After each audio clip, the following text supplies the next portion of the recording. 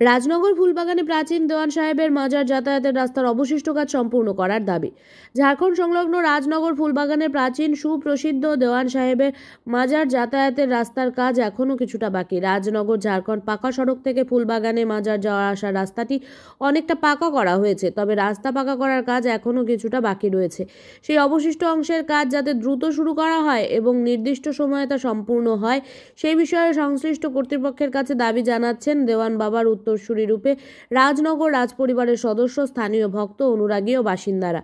তারা এই বিষয়ে রাজনগর পঞ্চায়েত সমিতি, ব্লক প্রশাসন, গ্রাম পঞ্চায়েতের মাধ্যমে জেলা স্তরের কর্মকর্তাদের দৃষ্টি আকর্ষণ করছেন।